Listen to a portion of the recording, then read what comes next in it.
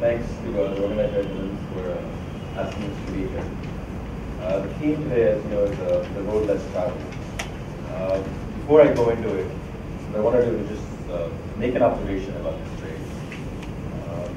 So as a summary, just a quick summary of my background. I've tried starting many ventures, so failed many too. But like entrepreneurship, this phrase, the road less traveled, is glorified. And we all think it's in a way it's good to take the road less traveled, like about entrepreneurship. But the one thing I think we should all keep in mind is, there are probably 10 times the number of people that don't make it through this road that actually make it. And when we talk about people taking the road less traveled, we're talking about people who are at the other end. So it's actually not an easy path to go through. It's not to discourage anyone, just to say that there's a lot that goes into navigating this road and coming out the other side. So today I decided, let me just share with you a few thoughts that I had based on some of the roadblocks that I've encountered, and what it might take to navigate this. I think it starts off, before you see that bifurcation, it starts off with a big vision. Usually it's a ridiculously large vision, something like landing a man in the moon. Or in the case of this image on the left is the dorm room where Michael Dell founded Dell. Or it starts with a vision like somebody like this, the kid has, which is, he's saying, look, all the PC manufacturers that exist have got the model wrong. People don't want a pre-configured, pre-assembled computer. What they want is to be able to choose each one of the components separately. And that was his vision, right? But at the same time, so vision is one, but then it's not just a vision. We can all have visions. They actually thought about it. Okay, so this guy actually thought about how much it's going to cost to produce this computer, how much it might make from it. A little bit of an idea that that it's a lot of money that you could potentially get. On the right, it's a similar story. This is Sam Walton's first store as the co-founder of Walmart. He again had a very large vision, the largest retail store chain in the U.S. and sell at the lowest cost possible. Then his also vision was actually based in reality. It was actually based in something. And his insight was, look, most retailers hire a bunch of MBAs. I'm an MBA, so I'm guilty of charge as well.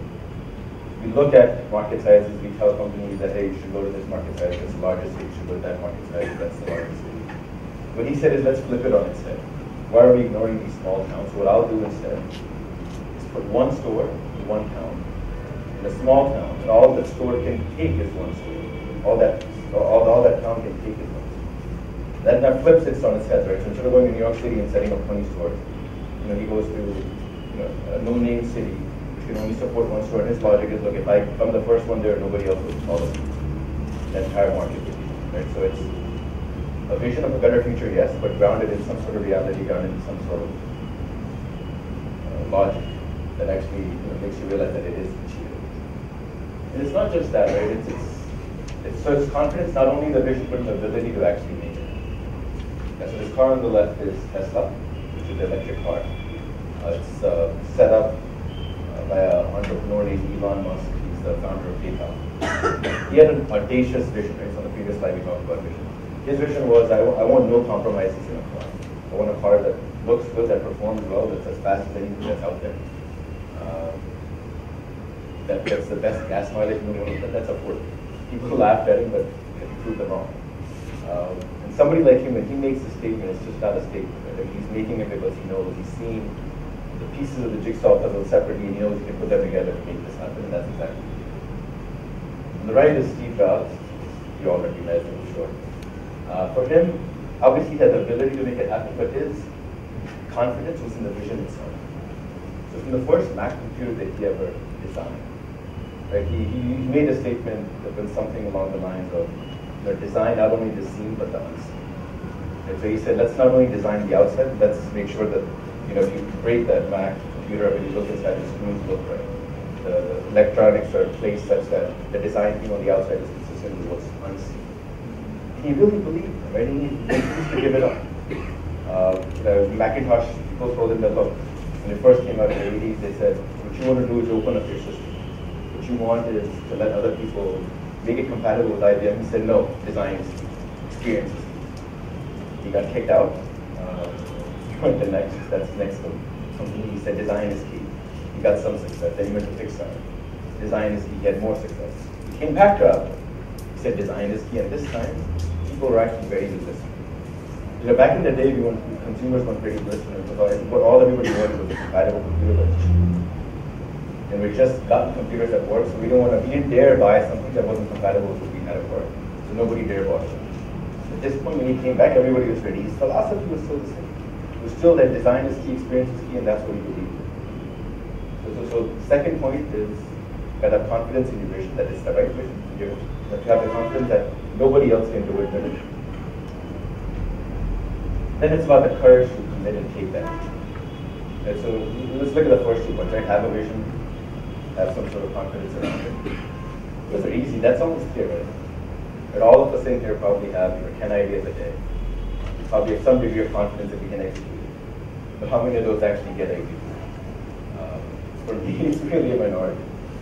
I suspect for a lot of you it's the same. So I think the first thing is just have the courage to actually commit and take that. A lot of people don't. And I think what that can be driven by is a few things. One is youth. So if you're young, then you don't have a job offer waiting for you. You don't have a family at home. You don't have the commitments. So you can take a risk. The other, and this is true in my case, comes from your support network that you have around. So in my case, it comes from my wife. I've had more than my fair share of crazy ideas. I've tried more than my fair share of things. I've failed more than my fair number of times. But each time she gets back up and says, yeah, you know, try it. We were talking about courage and commitment. My favorite example is of Ted Turner, the guy who came with CNN. So, you know, back at that time, there were channels, but they showed news only intermittently, right? There was an evening show at 6, some late night news program at 10 p.m., some had a morning one at 8 a.m., 7 a.m., or 9 a.m. So here comes this guy and says, you know what, I want a 24-hour news channel. There's demand for a 24-hour news channel. I look at him and laugh and said, are you kidding? News is boring, nobody watches it, it's not interesting. People only watch it just so they're updated, they mostly watch it for the weather. He said, no, I'll do it, it makes sense. There's demand out there. Tried for years, nobody picked him up. Finally, he got a cable system to pick him up. And then this is what he says on the first day. He goes, we won't sign up until the world ends. We'll be on, we'll be covering it live, and that will be our last event. That's commitment. And he launches after all this trouble, after probably losing millions of dollars, losing his reputation, everybody doubting him. His first statement is, we'll be on until the world ends. That's unusual. Yet another element is mindset, having the right mindset to push through. This, I think, is honestly the most important, which is, you need perseverance, you need optimism. And nobody personifies it for me better than this guy right here. This is the 16th president of the U.S., President Abraham Lincoln. Now this guy, he failed in business multiple times, almost went bankrupt multiple times. He had a massive nervous breakdown. He was hospitalized for months on end. He ran for, contested, and lost, not 1, not 2, not 3, but 8 different elections.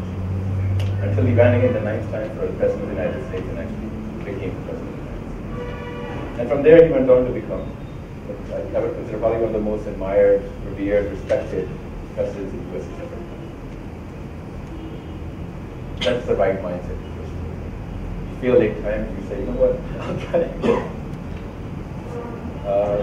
And I think to be able to do that, what you need is empathy. And this is the last element that I'll talk about.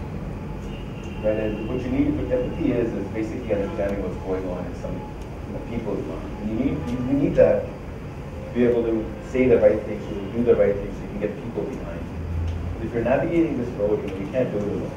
You will face roadblocks, you need other people's help. You need to influence and persuade them even though you have no control. It's not people who listen to you because you're their boss, who listen to you because you just happen to get 5 minutes. And let's go back to President Abraham Lincoln's example for a second. When I imagine you've tried 8 times, you've lost 8 times in a row.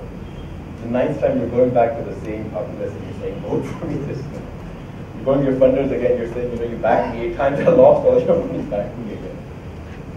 He probably had some sort of magical ability, or he probably had some sort of empathy with these people that he knew what to say that they would listen to him again. My wife loves me and she supports me, but if I did that 8 times, I'm sure she would tell me, Dheeraj, I think it's time to try something else. So I think that wasn't true. And as far as empathy goes, nothing represents that to be better than our hospital. So they had all the elements, right? They had an audacious vision to prevent, ensure unnecessary violence worldwide. That is ridiculous. The courage to commit, that the confidence to believe that they could do it. But what was key for them was empathy.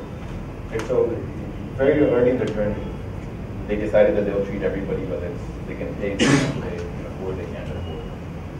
And then some MBAs, like myself, had the idea that what we want to do is maybe take from the well-off and subsidize people who can.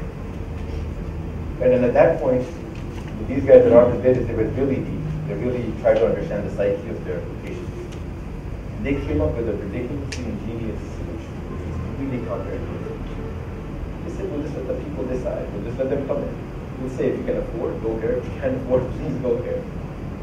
Now, somebody like me would not accept that easily, because intuitively it goes against everything we believe. But if you're getting something for free, why would you pay for it?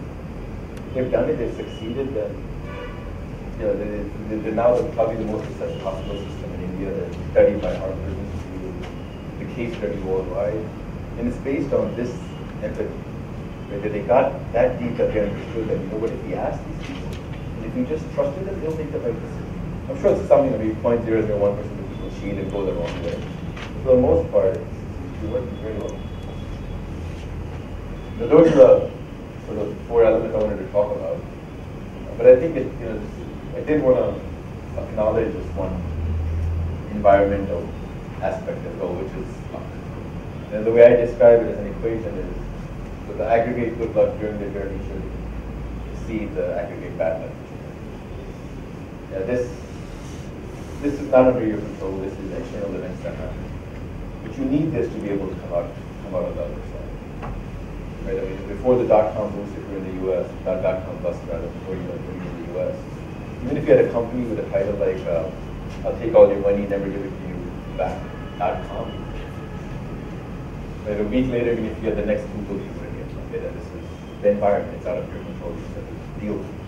So this is something that's completely out of your control. The first where you have a control, you have some sort of influence over. This one, you don't. This one just has to go in your favor. And it's aggregate, right? So you may have years of bad luck, and then maybe that one good luck event will more than make up for it. So just to quickly summarize, 4 elements: confidence, courage, mindset, and empathy. And as I put this together over the last week, I got nervous. But I figured I'd be on this stage when the ball ridiculously smart. And I wanted to validate it. I wanted to say, okay, am I the only one thinking this way, or is there smarter people than me? So I asked the only source that I could trust, Google. They pointed you, this guy right here. And then he agreed, right? So look at CC, and these equal entities were. He completely agreed with what I said, except he put an equal sign in the middle, I don't know. But aside of that, he agreed. And this equation finally makes sense to me.